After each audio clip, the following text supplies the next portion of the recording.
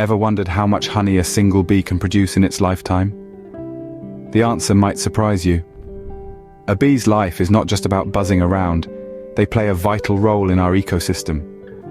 These tireless pollinators, in fact, are responsible for about 1/3 of the food we eat. But let's sweeten the pot a bit, shall we? When it comes to honey, a single bee can produce a mere 1/12 of a teaspoon in its entire life. It's a tiny amount, but when you multiply it by the thousands upon thousands of bees in a colony, it adds up to an impressive honeypot. And the honey we're talking about isn't your regular supermarket variety.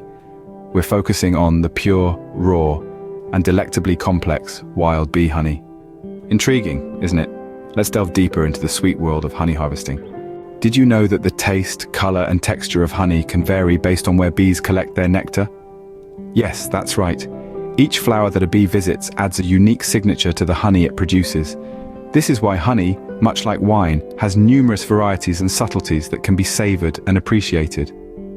Let's delve into the world of honey, a world that's as diverse as the flowers in a meadow. There's clover honey, light and mildly sweet, a classic favorite among honey lovers. Then there's buckwheat honey, dark and robust, known for its strong molasses-like flavor. And let's not forget the exotic manuka honey from New Zealand, famed for its unique medicinal properties. But what gives these honeys their distinct characteristics? The answer lies in the nectar that bees collect. Nectar is a sweet liquid produced by flowers to attract pollinators like bees.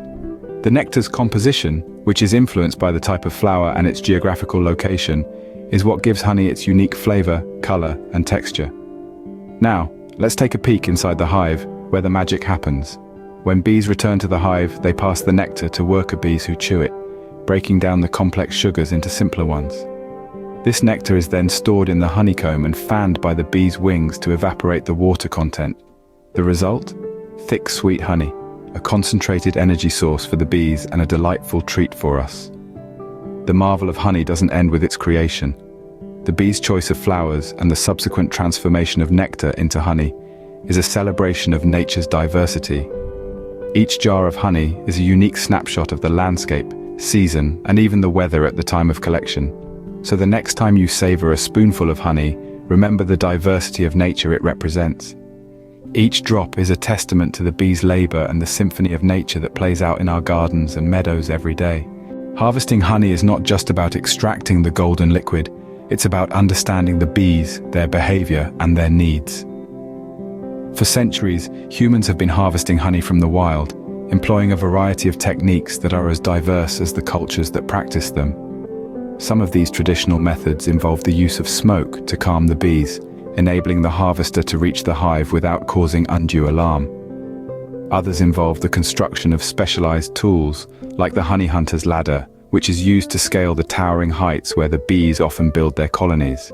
However, it's important to note that not all methods of honey harvesting are created equal. Some practices, particularly those that involve the destruction of the hive or the killing of bees, are not sustainable and can have devastating impacts on local bee populations and, by extension, the ecosystems they support. To that end, modern honey harvesters have begun to adopt more sustainable practices. These include the use of bee-friendly smoke, which calms the bees without harming them, and the careful extraction of honeycombs, which allows the bees to rebuild and continue their important work. But perhaps the most critical aspect of sustainable honey harvesting is timing. Bees produce honey as a food source for their colony, particularly during the colder months when flowers, and therefore nectar, are scarce. By harvesting only the surplus honey during the peak of production, usually in the late summer or early fall, we can ensure that the bees have enough to sustain them through the winter. This approach requires a deep understanding of the bees and their behavior. It requires patience, careful observation, and often a willingness to leave some honey behind. But it is an approach that ensures the survival and health of bee colonies, allowing them to continue their vital role as pollinators. Sustainable honey harvesting is about balance, ensuring we enjoy nature's sweet bounty without disrupting the delicate balance of the ecosystem. While harvesting wild bee honey can be a risky endeavor, the rewards are truly unique. Venturing into the wild to harvest honey is not a task for the faint-hearted. It's a daring dance with nature that requires courage, skill, and a deep respect for the environment. The primary challenge comes from the bees themselves. When disturbed, bees can become defensive and their stings can be quite painful.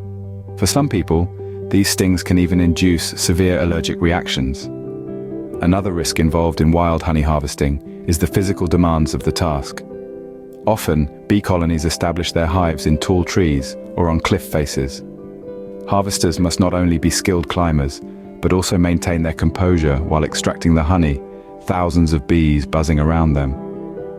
Now you might be wondering, why would anyone take on such risks?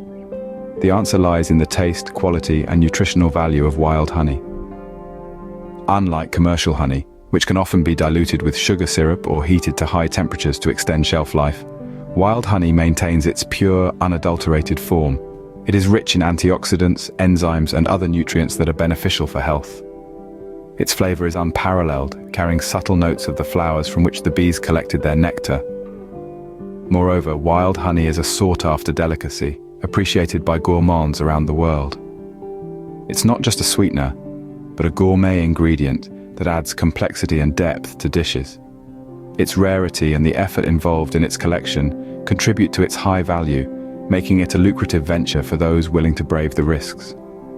So, while the challenges of wild honey harvesting are indeed substantial, the rewards are equally compelling.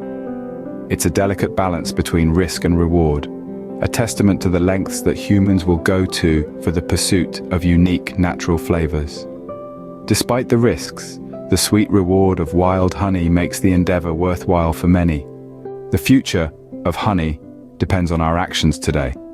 Bees, those tireless pollinators, are under threat from various fronts. Habitat loss, often due to urban development and deforestation, leaves them homeless and exposes them to harsh weather conditions. Climate change, too, alters the delicate balance of their ecosystems, disrupting their food sources and breeding cycles. The importance of bees extends far beyond honey production. They pollinate a majority of the plants that make up the world's food supply, meaning our diets and our agriculture heavily rely on their survival. Therefore, it's crucial that we prioritize bee conservation and adopt sustainable honey harvesting methods. This involves leaving enough honey for the bees' survival, avoiding the use of harmful pesticides, and preserving their natural habitats. Every spoonful of honey we enjoy is a reminder of the vital role bees play in our world and the importance of protecting these incredible creatures.